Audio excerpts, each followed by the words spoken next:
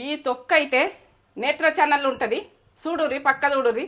ఇగో ఇది ఏంటంటే దోశ రైస్ తోటి అన్నం వండింది ఉంటే మనం దోశ ఎట్లా చేసుకోవాలన్నది నేత్ర ఛానల్ ఉంటుంది. పక్క చూడుర్రి.